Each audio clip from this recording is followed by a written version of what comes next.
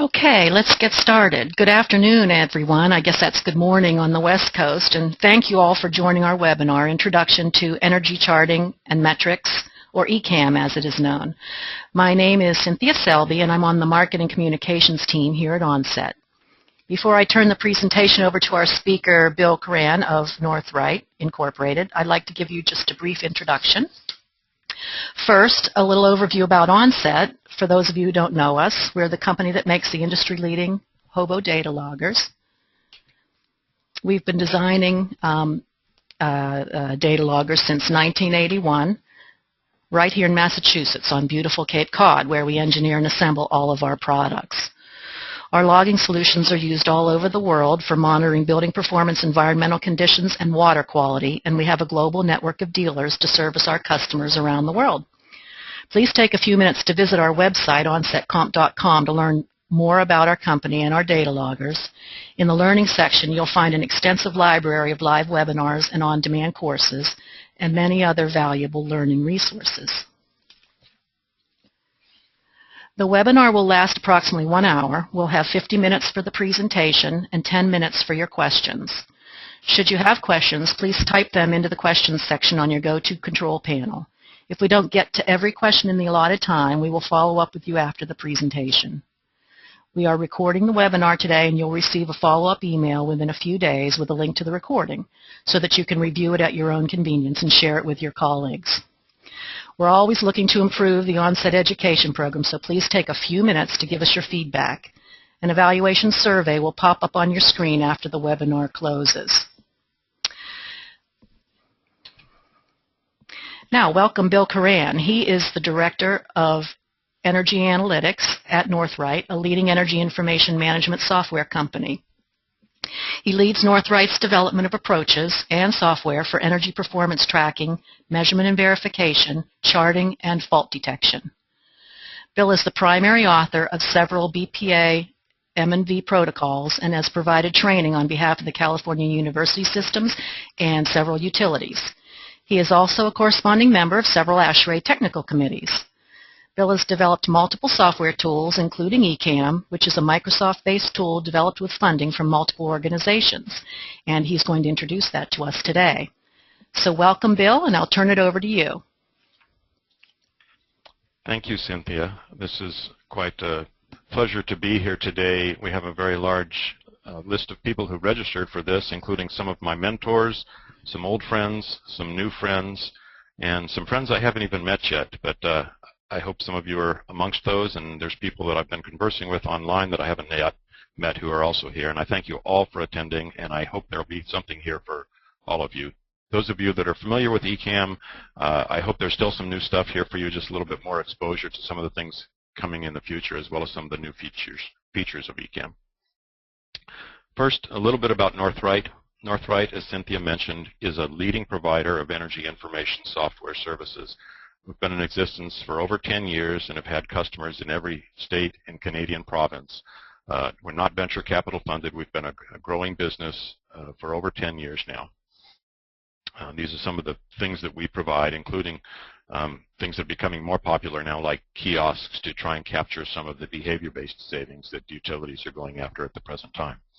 We also provide some actual energy management services, including things up to and including monitoring-based commissioning.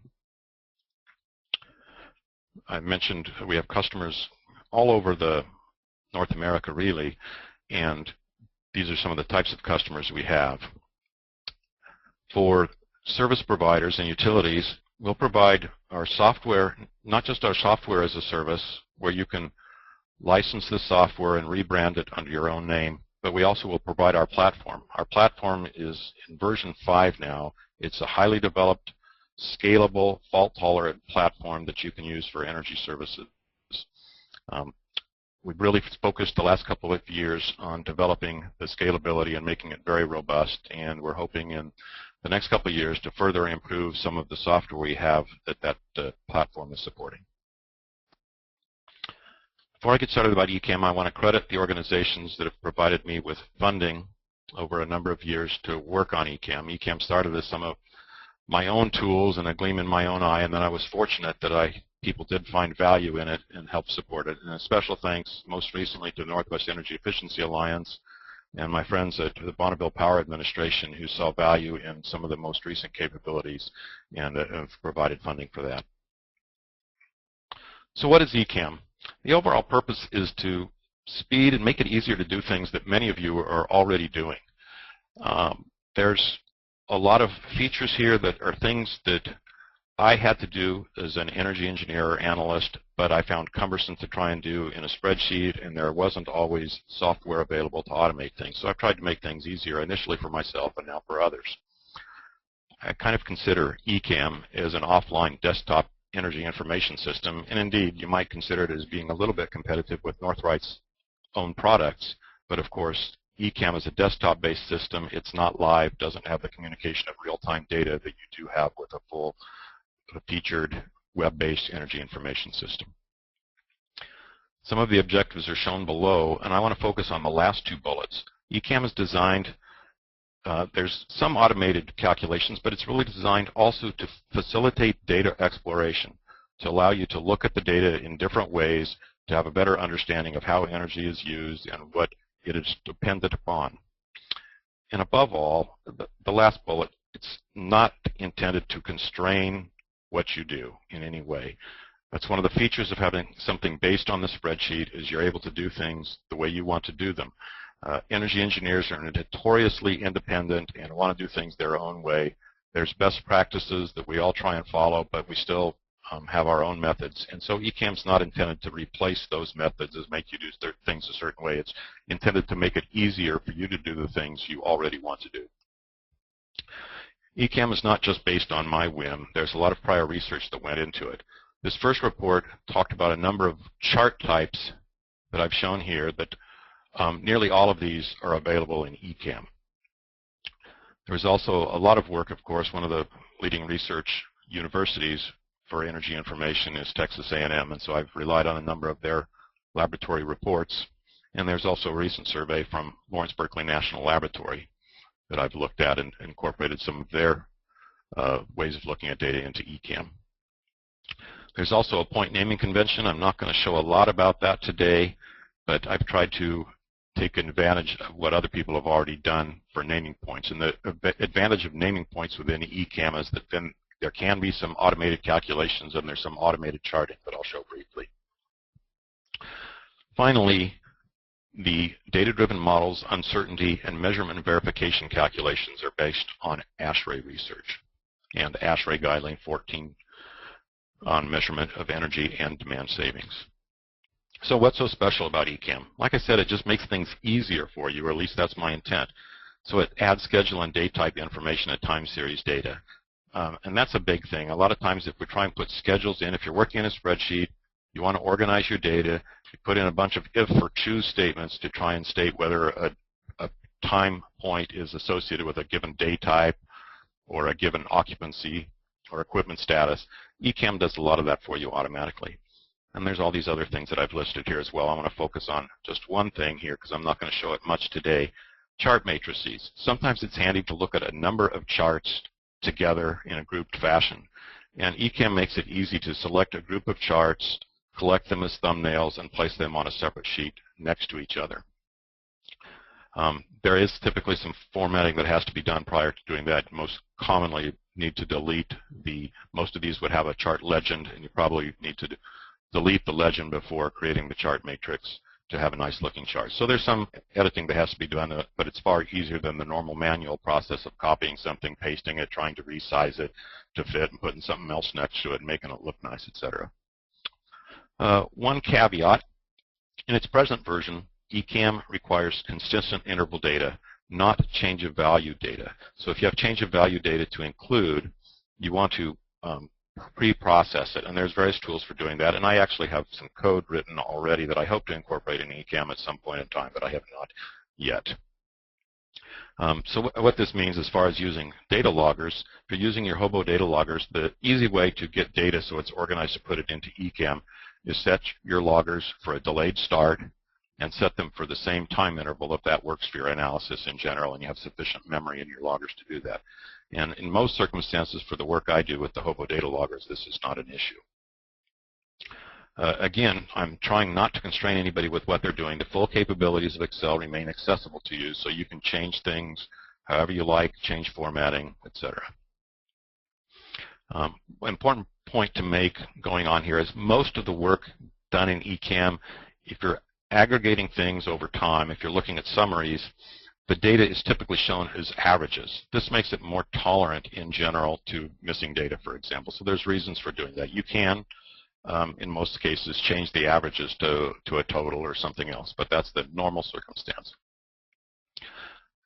Data can always be normalized in different ways, and ECAM does a lot of this automatically for you. If you map the points and you know what points are power and you have a building square foot that you can put, it'll automatically calculate things like watts per square foot. If you have, say, a consistent set of flows and temperatures in your chilled water system, it'll automatically calculate tons for you and then be able to create the metrics such as kW per ton or GPM per ton. And then all these filters are set up automatically for you so you can easily zoom in on areas of interest in your data. So let me give you a quick start demo here. I'm going to do a quick start now and again at the end, time permitting. And this is just intended to allow you to get started in ECAM. In general, this is not a how-to presentation. This is a presentation showing you the features of ECAM. But I'm going to do a quick start. So going forward, if you're going to use ECAM, I want to point out that there is a quick start in the user guide that is fairly short, and you should probably look at that before using ECAM. The user guide itself is fairly long. It's something 90 to 100 pages, I think, at present. And so a lot to read before using a tool, but you don't really need to. You can look at parts as you need, but you should look at the quick start bit. So I've shown the outline there, and this showing you here's the installation piece. You can see it's fairly brief, and it's not particularly difficult. So I'm going to show installation and then selecting the data and the pre-processing of data for the ECAM file, and show how the timestamp gets disaggregated into its component units to make it easy for filtering, and how daytiming is created.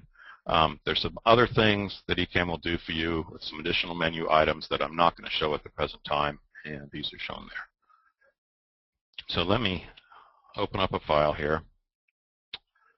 So here's an Excel file. I've actually got ECAM installed already, but I'll show you the installation in Excel 2007 or 2010. ECAM is provided as an add-in. So when you install it, you don't see anything. All you do is get a menu item for add-ins. You'll have an ECAM menu here. And it gets installed, the File menu, Options, and then you go to the Add-ins menu. And down at the lower right here, hopefully this is big enough on the screen for people to see, there's a thing here. It's got you want to make sure it's under Manage, that it shows Excel add-ins. You click Go, and then you go Browse to where you've saved the ECAM add-in. It'll be an .xla or later a .xlam file rather than .xls or SLXX. And you just browse for that file and click ECAM, and then it'll show up in this list of add-ins. And then after you've done that, you'll have a ECAM menu here under an add-ins menu, and you'll see you'll have all these different options here for the different menu items. Well, as you might expect, we start off at the very top, select data, and you get a prompt here, or the timestamps in one or two columns. We can either typically have with different data logging or building automation systems, a timestamp might have date and time in separate columns, or they may be in the same column. So in this case, I have them in the same column, so I leave it as the default of one column. Click OK. Just select the range of cells. I could have many more fields going to the right here of many other points, but for this simple demo, I just have this is interval meter data with ambient temperature. I grab the whole set of data, click OK, and now there will be some pre-processing so that it creates a different file. It asks, is ambient temperature data available? We click yes, because I have it in this column here. Just click a single cell in that column. And now we've created a new workbook here. My prior workbook was here. Make sure I'm not going too fast. So ECAM does not change the user's workbook at all, but creates a new workbook to work from so that there can't be any mistakes should there be an error of some sort. So now we've selected the data, we've created this new file. You can see how our original timestamp has been broken up into these different time components. And this allows us to do various filters and summaries and time series analysis. So let's just do one more thing here to show how easy it is to create a chart.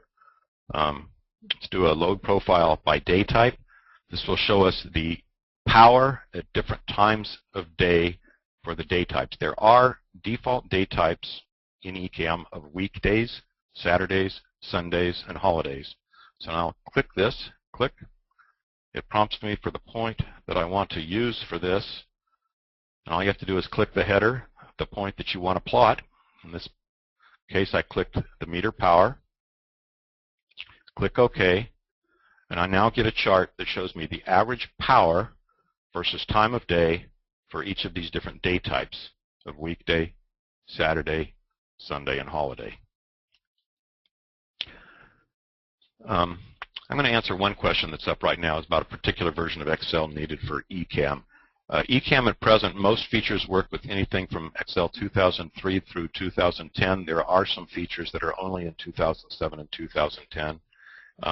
I have not yet tested ECAM with Excel 2013, but I've done a little looking into it, and I don't believe there will be any issues. But it has not yet been tested with Excel 2013. So we see this chart, and now this chart is, those of you who are familiar with Excel pivot tables, these charts are based on pivot tables. There's some unique things about it, the way I've done it here, that's different than default Excel. But the nice thing is we've set up all these filters here. So if I want to look at the average load profile for a particular month, I can just select that month. Click OK. My chart is instantly updated just like a normal Excel pivot chart. The reason I've done things separately here is because I also have scatter charts based on pivot tables, which Excel will not allow you to do. So there's an example of how easy it is to get started and do various types of charts. As I mentioned, looking at the menu item, there's all sorts of other options here. But for now, I want to go back to the presentation because it'll be a little faster to go through and show you all the various features.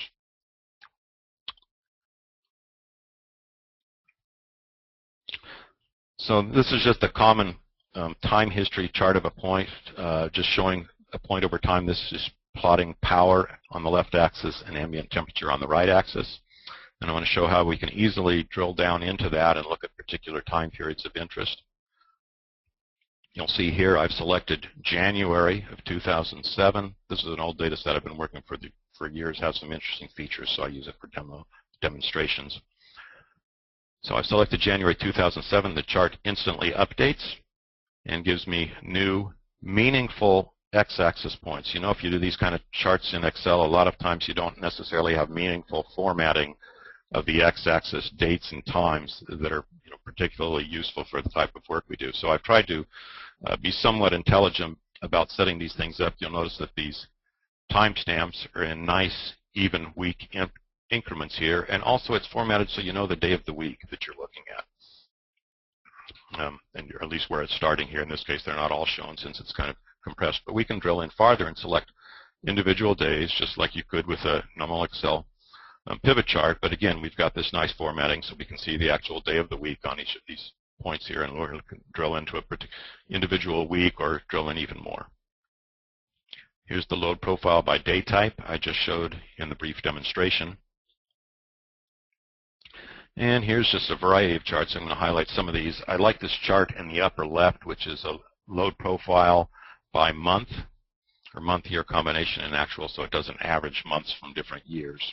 I find that useful to find out how much the power level varies from the cold months to the warm months on average.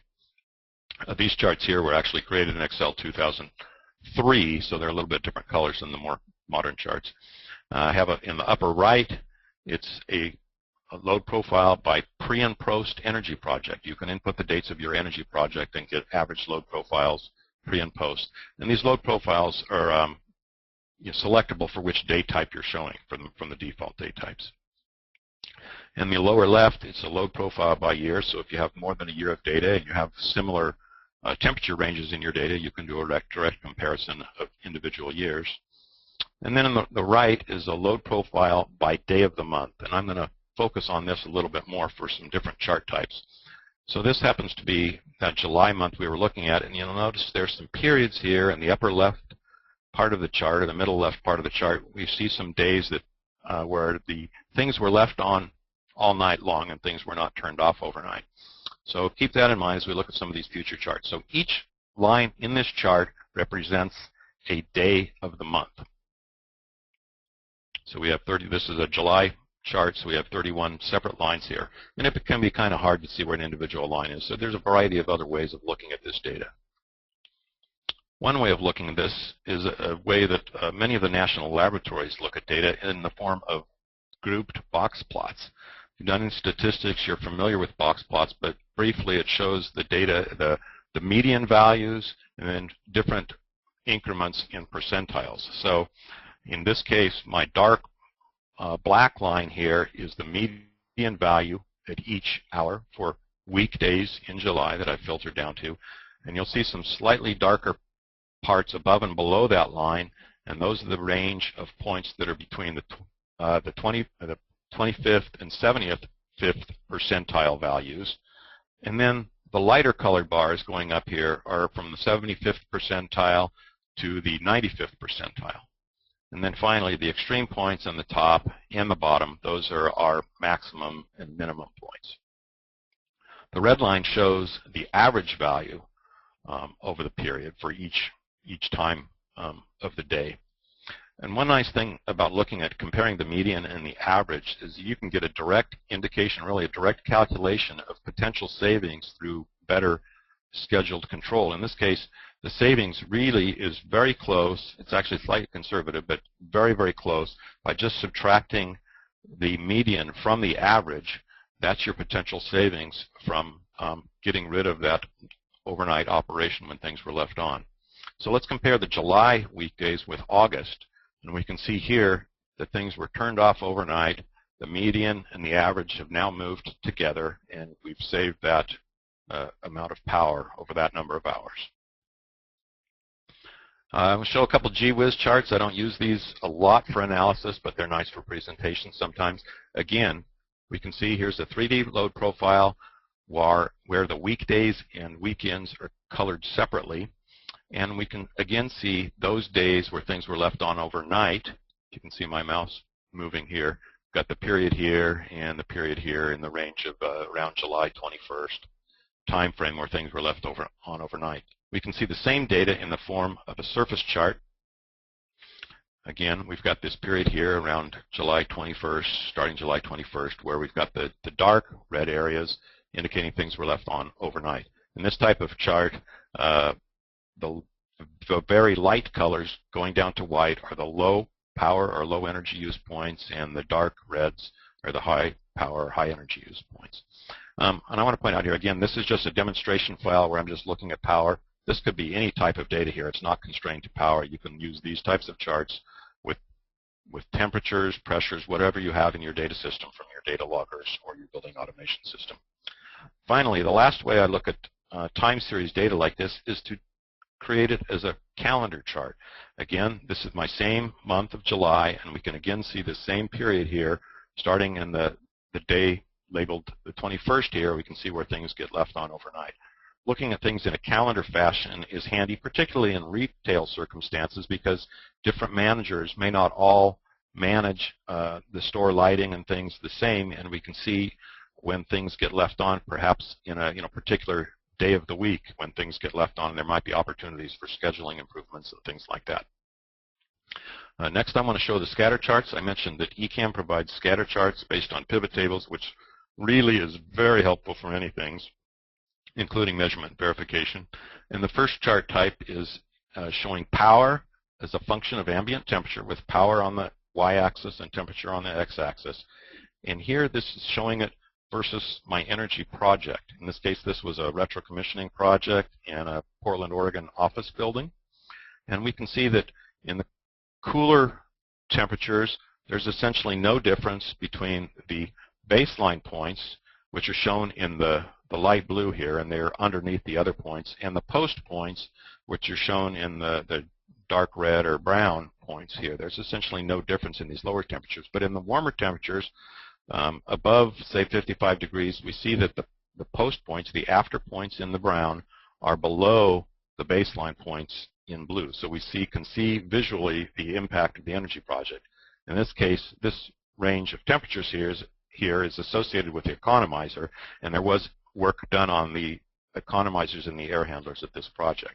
The post period, I had data. The data I had ended before we had a lot of warm weather data, so I don't have any really warm weather data for that. One problem that we can run into with scatter charts is a data density issue, that we can just get too much stuff. And if you've done much work with data and you plot data as a scatter chart and you get all the data lumped together, you kind of get a blob like this.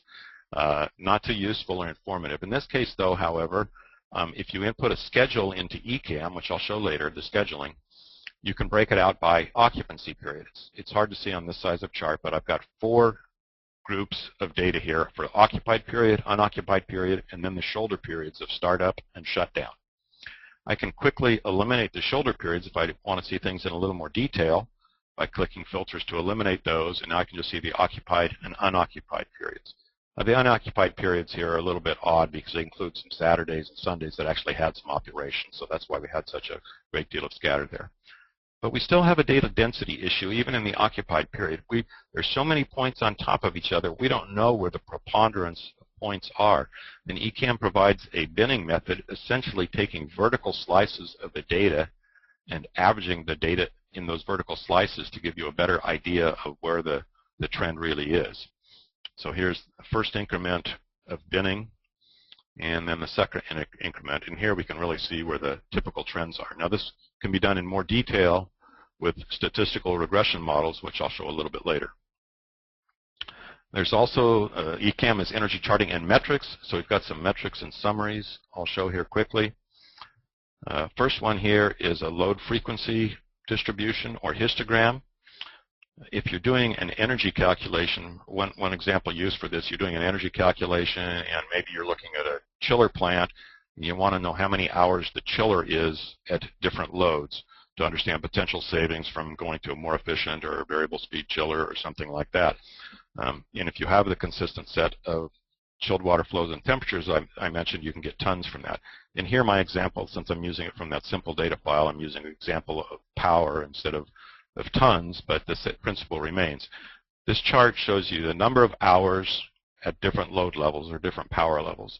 And it's selectable as to the time periods you look at to do this or the width of bins you want to show here. So here, for example, the second bar, the tall bar, 350 kW, there's about 1,900 hours at that operating condition. That's the most common unoccupied operating condition.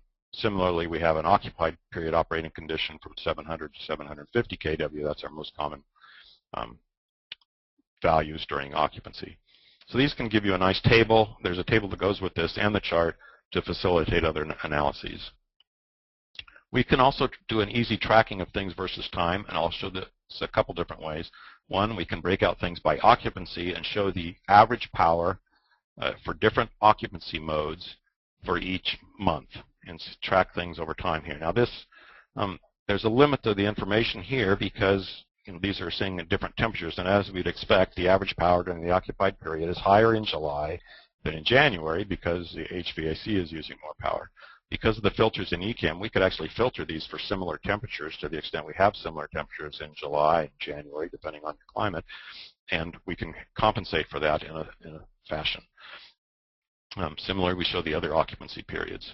And we also have the average for all the time periods shown to the right. Very similar type of chart, but you may be interested in looking at it by weekday, day types instead of by occupancy.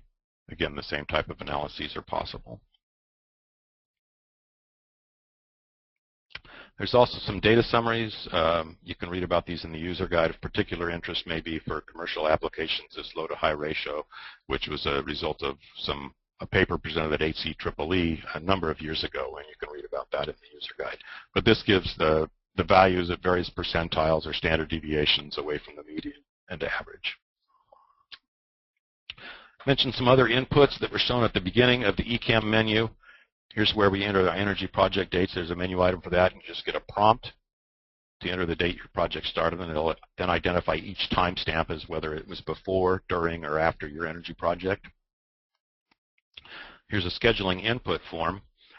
To make this familiar to many people, I basically copied the user form the type of user form from the eQuest building simulation software. So if you've used eQuest, this should look fairly familiar to you. The point mapping. This is very handy if you're working with HOBO data loggers or data from a building automation system. The point highlighted here, just for example, this is a cooling coil valve position. And so we see what that is, and then these are individual filters shown to the right, and I know this cooling coil is associated with an air handler, and so I click the air handler filter, and then it gives me a bunch of subsystem components to choose from, and I choose the cooling coil, and then I get the actual thing, that measurement we're getting, which is the cooling coil valve % open. And this is associated, hard to see on this screen I'm sure, but it's AHU5. So there's a component ID 5 to identify that, and we set it up as 5, and then it maps to cooling coil 5, or AHU5 cooling coil. So each of these can be mapped, and then there are some calculations I mentioned that get done automatically if you, some simple calculations if you map the points. This point mapping is also necessary if you're going to use the building retuning process developed and promoted by Pacific Northwest National Laboratory, who uses ECAM as their platform for building retuning at the present time. So I'm going to show just one chart based on that, but this is one of the things that get done fully automatically. If you've mapped your points, then these charts will be created automatically without you even having to select them, because it knows what points to show for these different retuning charts. So here's the retuning menu item, and you get these different set of chart types you can look at: central plant, air handlers, and zones. So if you click the central plant, you'll get a set of charts for the central plant that are the ones selected by PN&L. There may be some additional charts coming up. PN&L is actually adding some features to this at the present time and making some modifications. One of the nice features about this, though, is since all these charts are based on the same pivot table, if you want to zoom in on a particular area of interest, all the charts will filter and zoom at the same time. So you don't have to go adjust the scales of a whole bunch of charts. They'll all adjust together, and you can look at your area of interest. Last thing I'm going to talk about in detail here is the newest feature in ECAM, which is measurement verification.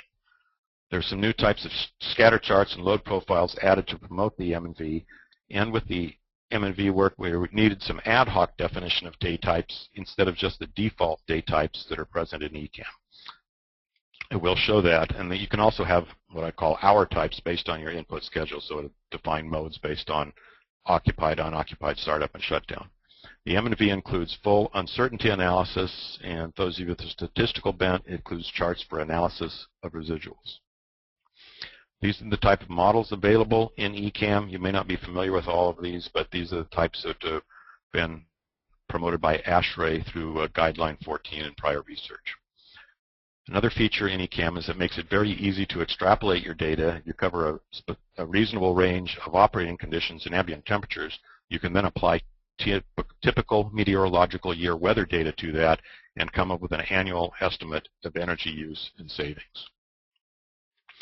So for the ad hoc day typing, this is very easy, and I'll demonstrate this live in a bit, but you get presented with a list of day types here. This now actually includes holidays as a day type, and you select the day types that are unique for your particular application. So in this case, I happen to know Monday was my first day type. I click that, and then I'm presented with the remaining day types to select until I'm done selecting all of them. So then I select Tuesday through Friday or similar days. Typically Monday starts off earlier, of course, and Tuesday through Friday might be similar. And then I have Saturday and Sunday left, and after you click those, if those two are similar, then it won't prompt you anymore because you've identified all the days of the week as individual day types. We can do M&V based on daily data, which is the most common and the most useful in most circumstances. We can also do it by occupancy using hourly data, or we can even create separate models for each hour of the day. So for example, I can create a model for 12 a.m. to 1 a.m., another model for 1 a.m. to 2 a.m., etc. And those will be created for a single day type. And if you do that, you have to select the day type you're going to do it for. That's not typically useful for M&V, but it can be very helpful for diagnostics. After you go to create your models, you're prompted with this user form to tell you what kind of model you want to use, or to ask you which type of model you want to use. And if you click the button at the very top that shows Show Model Descriptions, you'll get some additional information about these model types, and most of this information comes straight from the ASHRAE research report. I want to point out there is an additional model type in here, a 6-parameter model that I've found useful for understanding economizer operation in buildings. And as of yet, even though they're shown on this user form, the polynomial models are actually not yet present in ECAM. So what do we get when we create these models? Again, we have a scatter chart. Here we have power as a function of ambient temperature. It could be whatever points you have. You're not constrained to anything here. Again, I'll show you. You just select the independent variable and select the dependent variable, and it will create the chart for you. But it gives you your scatter chart, and then the dark blue line in the middle is your modeled values based on that data. This is for a 4-parameter model, a model with a change point temperature and then 2 slopes, one below and one above the change point. And it also gives you the prediction intervals based on your input confidence levels, your prediction intervals for that model. I'm not going to go into these charts, but we have charts for analysis of residuals versus time, a residuals lag chart, and a chart for you to check whether the distribution of residuals is a near normal distribution. Here's output from the 6-parameter model where we can have 3 separate slopes. And I'm going to talk a little bit about what these things mean. This is the actual tabular output. And we see here we've got our labels on the left and then 4 columns of information. The left column first gives you the model type. In this case, it's a 6-parameter model. And then the rest of these values pertain to the total model, not the individual pieces. But each of the next 3 columns pertain to the parts of the model that we saw previously. So the column that's got the change point value shown of 54.35, that column is associated with all the data to the left of that change point. The middle column is all the data between the change points, and the right column is the data to the right of the right change point. So I'm going to go back a slide here just so we can see this again. We've got 2 change point temperatures. We've got data to the left, we've got data in the middle, and data to the right. And these 3 columns here correspond to those. I want to highlight the parameters that go into actually creating the model. We're familiar from school, y equals mx plus b is a simple equation for a line. And so we've got here the slope and intercept of each of the lines and the change point values that apply to tell us where those lines are applicable. And ECAM gives you savings, both avoided energy use and normalized energy use using TMY3 data. Here's an output example showing the avoided energy use and showing the uncertainty in your estimate based on the models at the input confidence level. There is some in-tool guidance for ECAM. You just click the Help menu and you get a lot of the information that's in the user guide, but very handy to have it within the tool itself. And you can just select the different tabs for information on the different menu items. Quick start demo number 2. I'm going to get out of here, and I'll give me a chance to check the time as well. Whoops. Well, I got to get out of here anyway, so I guess that's a good little mistake there. So I'm going to do the M&V example now. This is not whole building data. This happens to be heat pump data. But I'll show you the daytyping and the creation of the whole building energy models. So here, I've got data-driven models and well, first I got to do my normal ECAM start. So first I got to select my data. Again, are the timestamps in 1 column or 2 columns? They're in 1 column in this case also. Select all my data. Click OK. And my ECAM file will be created. Now I want to point out here, if you can see, there is over 250,000 rows of data. This is 1-minute data from some heat pumps. And we were doing some M&V work, and the data was taken at 1-minute intervals. So this is a lot of data. It takes a little while to pre-process the file, but I want to show you how quickly ECAM will aggregate this data and create some daily energy models. Again, we know we have ambient temperature. It's in this column. Click OK.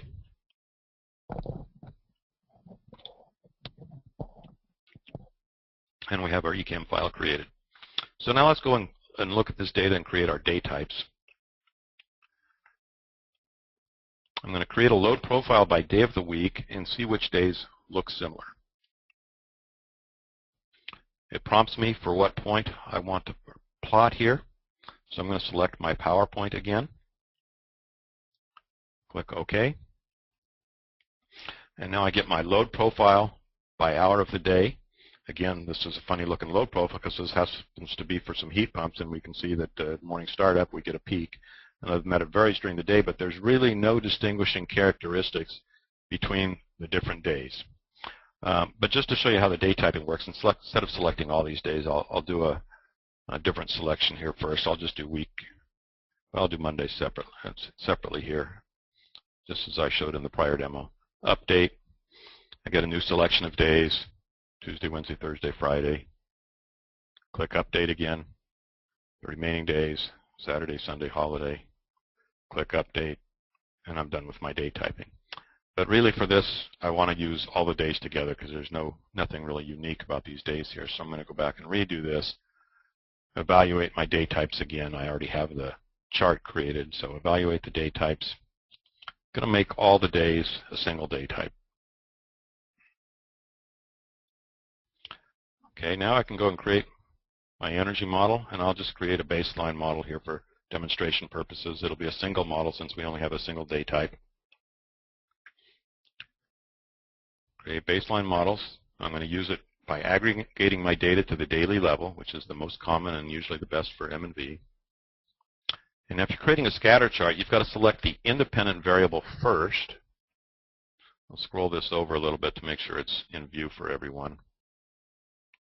So I select my independent variable first, hold down the control key, select my dependent variable. Always have to make sure that your independent variable is first. In this case, they're in order, so I didn't really have to use the control key, and it'll give me my independent variable first. But you've got to select your independent variable first. Click OK. And now I've got my model choice user form here and the scatter chart of my models.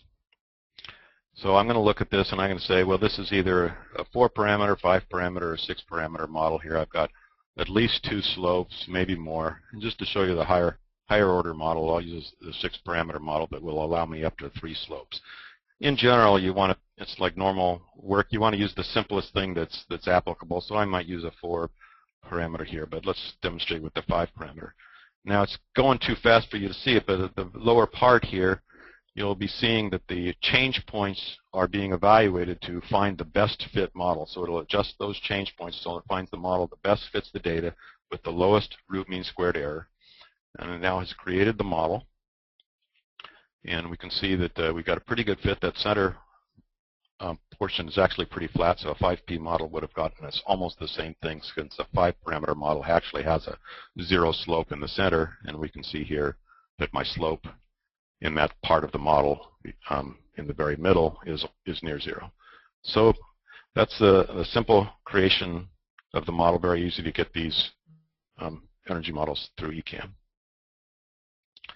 Go back to the presentation now.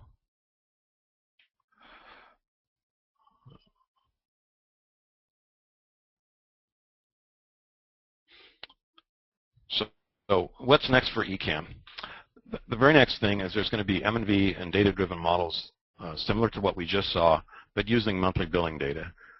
Many people are probably doing this at present. It's not a trivial problem since every bill can have a different number of days, and things need to be normalized on a per-day basis, and then also use a weighted regression, because since some data points then would represent more days than other data points. But that will be put into ECAM here in the next quarter. And I actually have a project to do that through Bonneville Power Administration at present. And then I'm hoping also to do some file creation improvements. This not making it easy to handle change of value data. I'd like to change that. Also, one point I want to make, ECAM is quite robust and works very well if you do things in the order that I kind of expected. And if you don't, you may run into errors. not common, but it does happen, and I'd like to address that so that we get more guidance, so that it doesn't just have to be, my way of approaching things that occurs. And it's not really errors that you're not getting output errors or something, but there will be, the code may have an error. And that's one other big caveat I want to pass off to this group right now, is that one thing that really needs to be improved is that if you run into that error, to get the speed that ECAM has, I changed the calculation modes that most people typically never mess with in Excel. I changed the calculation mode to manual for some periods of time. Then I always change it back to whatever the user had it as. But if you run into these errors, occasionally it won't get reset, and that's something I need to improve. But I'm providing this guidance now. If you go and use ECAM, you have an error, check your calculation mode to make sure it's where you had it, which is typically in automatic. I'd like to add some more operational modes. Occupancy on Saturday is different than occupancy during weekdays. So just treating operational modes, Saturday occupancy and weekday occupancy the same is really not optimal. And so having some more generic operational modes can be valuable for things like measurement verification, or looking at the models that are a function of occupancy or operating mode. ECAM, as you notice, is still using the traditional old user interface that was last used in Excel 2003, so I'd like to bring that up to date. We're looking at taking these features and putting them on the web, and then there's a variety of other things that I'd like to do, some things that really should be done, but haven't had the opportunity to do yet. Last, what's next for training? There's various options that we're considering for people, depending on what people see as their needs. Some topically focused training that I've got listed down below. Some how-to training. As I mentioned, this really wasn't a how-to. I gave a little demo to hopefully help you get started using ECAM, and then you can learn some more on your own. For certain things, we'd like to have some fee-based training that requires more effort on my part, or things that are particularly focused to different organizational needs. And for the topically focused training, we've got a variety of things we're considering. Stuff I showed today was mostly whole building meter level data. There's also tremendous capability in ECAM to analyze data logger or building automation system data, and particularly the building retuning capability, but other types of charts and things. And then the measurement and verification is kind of a unique application all on its own. Then there's also things such as customization that you can do for your own individual companies or your own needs, and some advanced use. So I'd be interested in feedback on what other type of training you might be interested in if you have a chance. And with that, I'd like to move on to questions. So I think we've got a little time left here. So slides, I guess I'll ask Cynthia what is normally done with the slides. I don't know. I know, but I have to unmute myself. Hello, Bill? Yes. Hi. Yes, regarding slides, we typically provide the recorded webinars, so within a day or so, you should be getting an email from me with a link to the recording, and you can use it and share it with your colleagues. Very good. Thanks.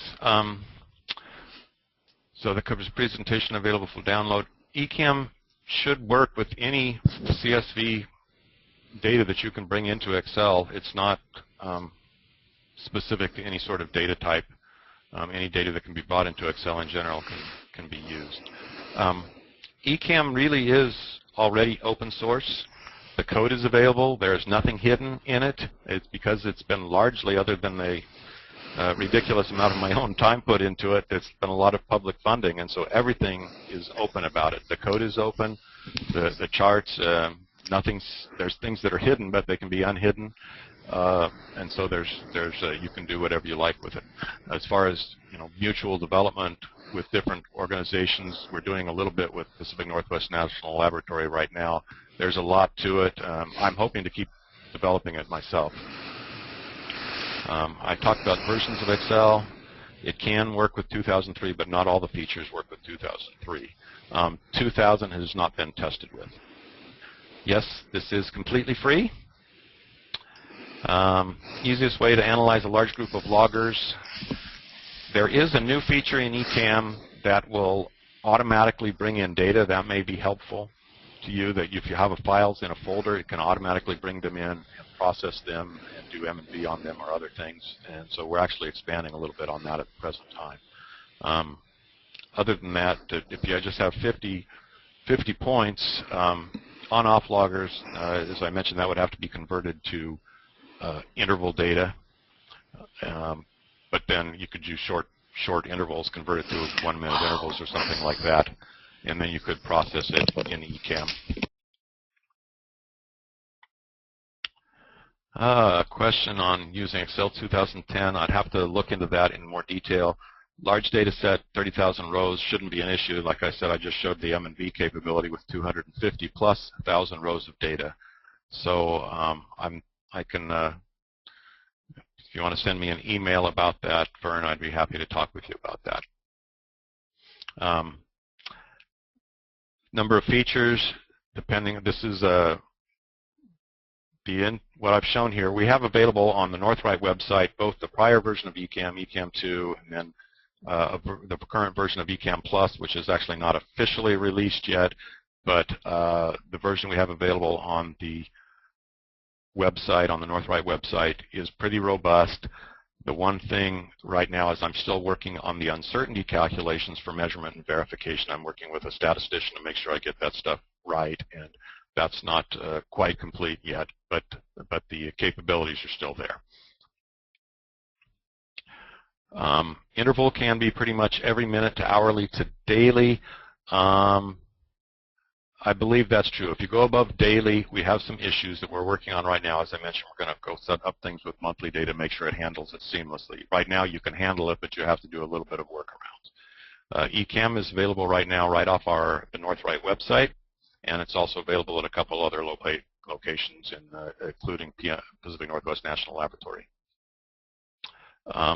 Startup and shutdown, it depends. How do you define startup and shutdown was the question, and that depends upon what you're trying to do with your analysis. And so I really can't state that for certain. Basically, I try and break up my data so that the things I know clearly I have lumped together, and things that are more fuzzy like startup and shutdown I have lumped together. But it kind of depends on what you're trying to do with the data. Is there a set of tutorial files online at the California Commissioning Collaborative website, cacx.org?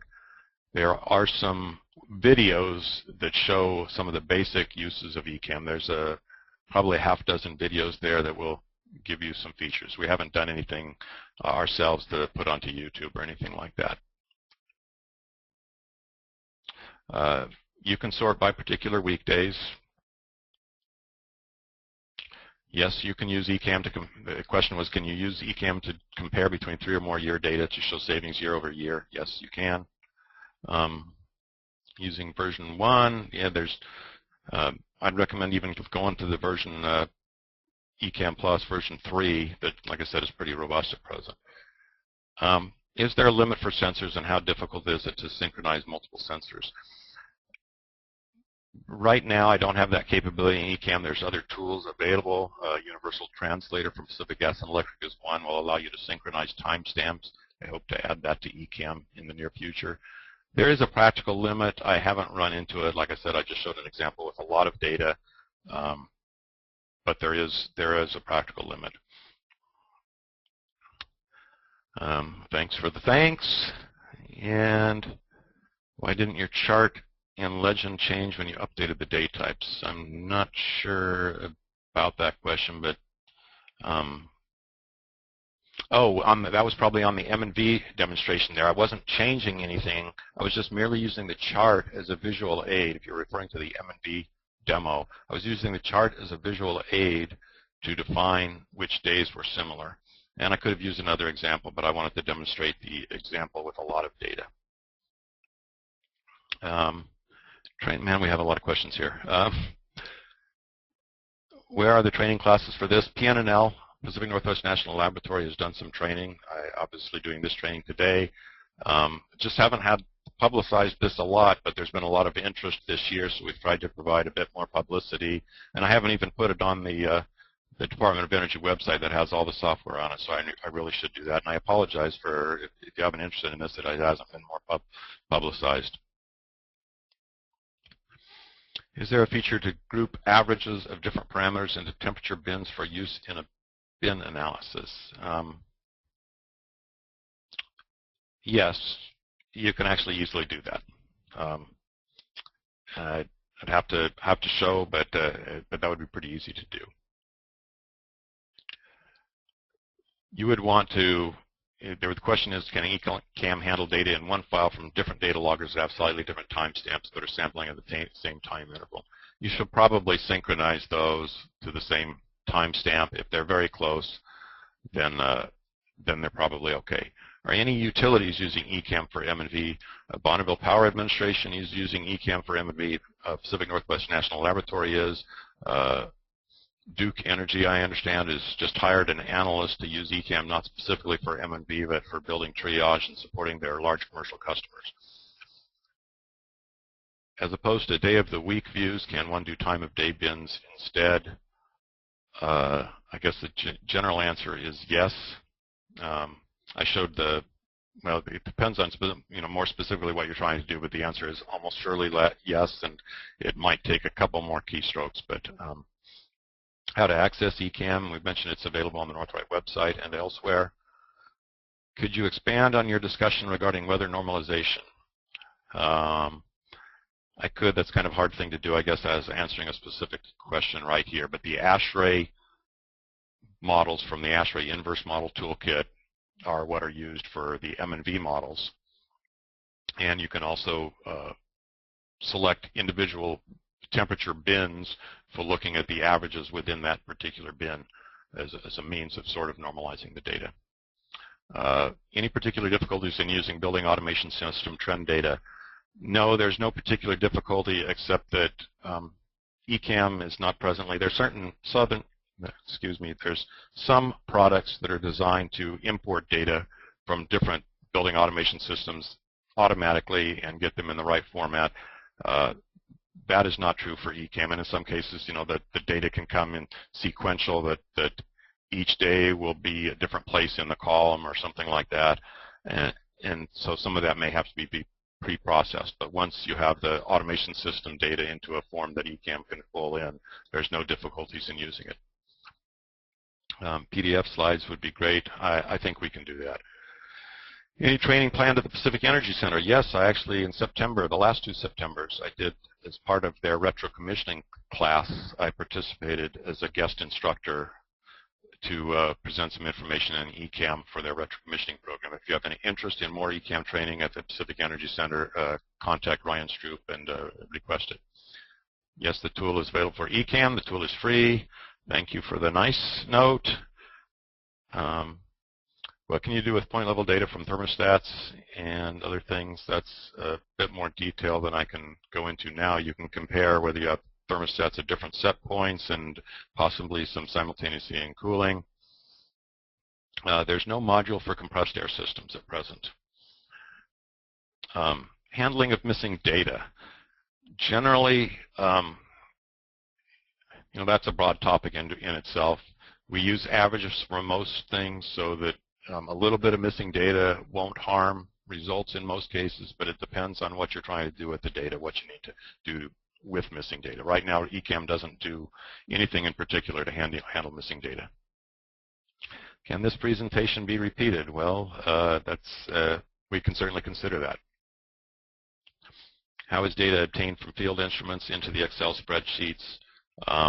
HOBO data loggers, for example, can output CSV files that you can bring into Excel.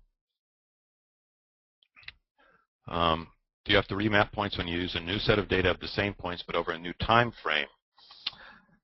There is a utility in ECAM to update when you add new data. So you can add new data in there, but there is some limited capability, so there can be a need to, I don't know if you need to remap points, that's a good question, but there are some things that you do need to do over and you add a new set of data in some cases. Version 3 is the latest at this point. What type of beginning project would you recommend to get started with ECAM? I don't know if I have a quick answer to that. We've now reached our hour. Cynthia, should I keep going? Maybe a few more minutes. If there's just a lot of really great questions here, Bill, and looks like this hit a real nerve with folks. So I would go ahead for a few more minutes. Okay, I'm happy to.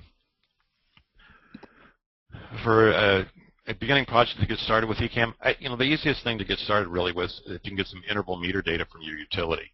And often that data comes in a tabular format. There's a utility menu item within ECAM to reprocess that tabular data where you have times going across columns and days going down rows.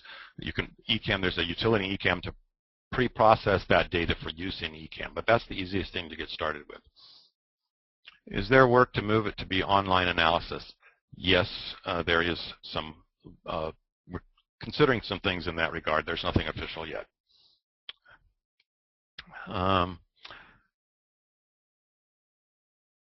Is it a need to have ambient temperature measured and put in as a variable in the graph? No. ECAM is designed to use with whatever data you have available. If you don't need ambient temperature for what you're doing, then you don't have to have ambient temperature. It's whatever points you want. ECAM is not limited to that. As I showed, you select the points you want to chart, whether it be a line chart, a load profile chart, or a frequency distribution, or a scatter chart. You just pick the points you want to plot relative to one another and use those points. How long have I been working on this software? It fits in spurts for probably about 6 or 7 years at this point in time. It started off as a lot of my own tools, and because I had these initial tools, I was able to get some funding. But work on a little bit on my own, a little bit with funding. It all depends on how much time I have and whether I have funding or not. So it's been a slow road, but hopefully worthwhile. Want to know if it was required per the code or not. I'm not sure I understand what the question is. Oh, no, the individual points types are not required. Thanks for the nice comment. I mentioned pre-recorded training sessions. The only ones I know of, well, I think there's some, maybe on the PNNL website, there's some training sessions there that you can look at. There's some on the California Commissioning Collaborative website that are much briefer. This is free. You can put it on as many computers as you like.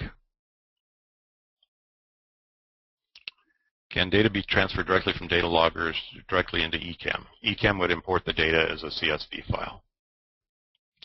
ECAM does not work on Macintosh yet, and there's a few people that would like to use it that don't have Macintosh, and if I could, I don't personally work on the Mac, but I believe the changes required to get on the newer Mac versions would be very minor, based on the research I've done. So if I could find some funding, since I don't work on a Mac, I'm not going to do that on my own. If I had some funding to do that, if there was enough demand, I would be happy to do that and work with somebody to get that done.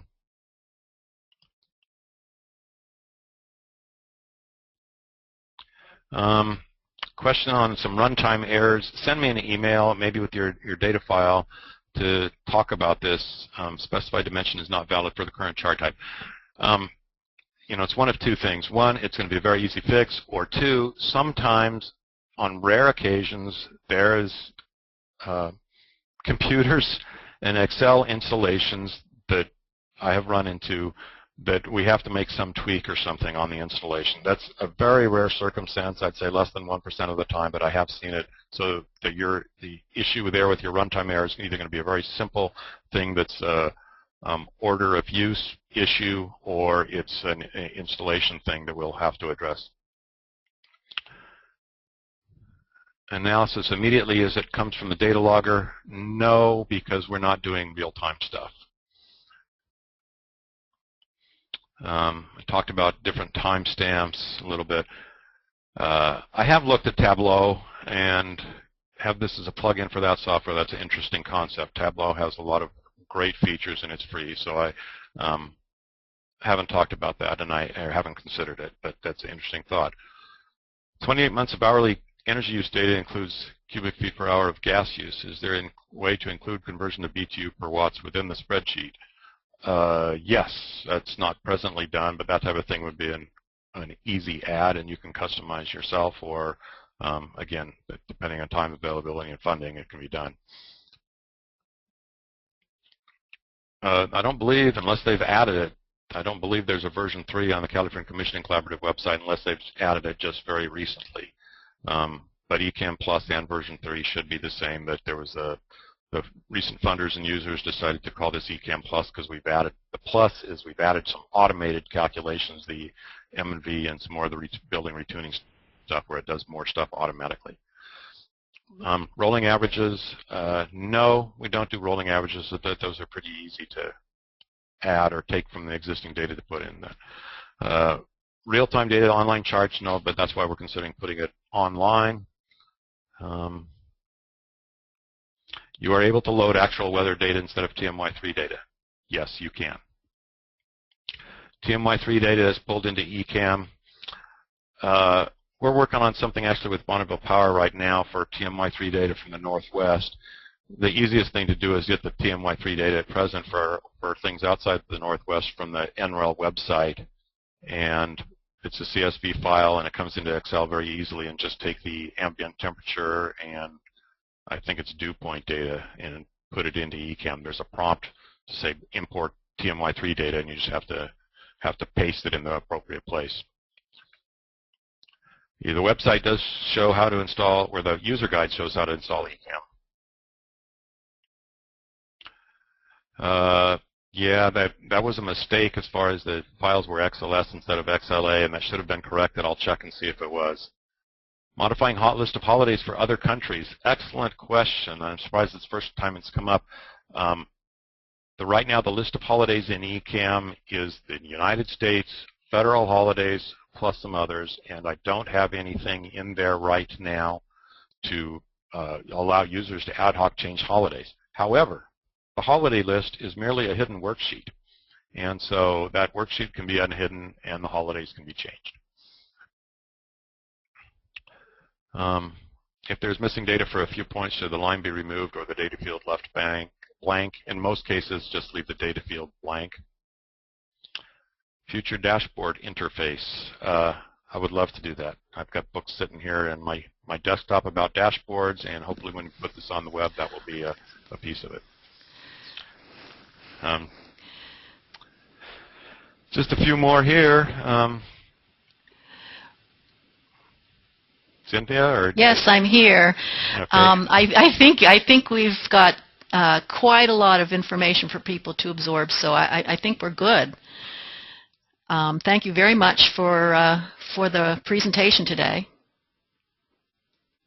Well, thank you, and I appreciate the example, and I thank people for all the great questions and feedback, and let us know what else you'd like to see, and I'll try and respond to the remaining questions via email or other means. Feel free to email. Yes, and if everyone could please complete the evaluation at the end of the webinar and give us your feedback and suggestions, that would be very helpful to